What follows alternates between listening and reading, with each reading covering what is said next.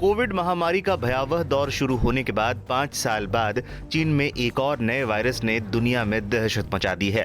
चीन में संक्रमण के मामले सामने आ रहे हैं। सबसे डरावनी बात कि ये नया वायरस खासकर 14 साल से कम उम्र के बच्चों को प्रभावित कर रहा है। उत्तरी चीन में ह्यूमन मेटान्यूमो वायरस HMPV नाम के इस वायरस के संक्रमण के अधिक मामले सामने आ रहे हैं।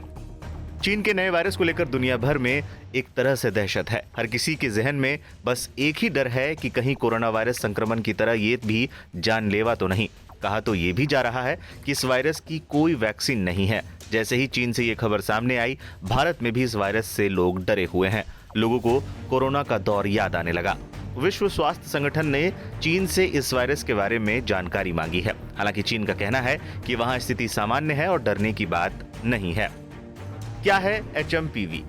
चीन का नया वायरस ह्यूमन मेटान्यूमो वायरस, जिसे HMPV के नाम से भी जाना जाता है, एक प्रकार का सामान्य श्वसन वायरस है जो सभी उम्र के लोगों में फैल सकता है। इस वायरस का ज्यादा असर बुजुर्गों और छोटे बच्चों पर होने की आशंका है। वायरस से संक्रमित व्यक्ति के संपर्क में अगर आप आते हैं तो आप भी इस वायरस से संक्रमित हो सकते हैं। इसके कुछ आम लक्षण हैं, जैसे नाक बहना, गले में खराश, सिर दर्द, थकान, खांसी, बुखार या फिर ठंड लगने लगती है।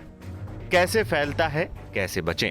HMPV वायरस आमतौर पर खांसने और छींकने से फैलता है। इस वायरस से संक्रमित व्यक्ति के छूने या हाथ मिलाने से भी फैलता है। संक्रमित होने के बाद 5 दिनों में इसके लक्षण दिखने लगते हैं। ये वायरस ठंड के मौसम में एक्टिव ज्यादा हो जाता है। घर से बाहर निकलने से पहले मास्क का इस्तेमाल जरूर करें। संक्रमित व्यक्ति से हाथ ना मिलाएं और घर जाने के बाद हाथ साफ करें। भीड़ भाड़ वाली जगह जाने से बचें क्योंकि संक्रमण यहाँ तेजी से फैलता है। भारत भी सतर्क, जाने क्या तैयारी। कुछ खबरें चल रही हैं मीडिया में जिसमें ये कहा गया है कि चाइना में मेटान्यूमो वायरस का एक आउटब्रेक है और सीरियस है।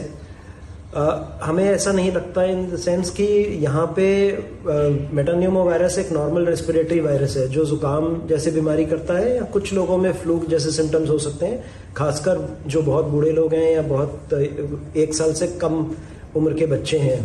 लेकिन ऐसी कोई सीरियस बीमारी नहीं है जिससे चिंता करने की जरूरत है। इन दिनों, सर्दी के दिनों में रेस्पिरेटरी वायरस इन्फेक्शंस होते हैं और हमारे हॉस्पिटल्स और इंस्टीट्यूशंस इनको हैंडल करने के लिए तैयार हैं।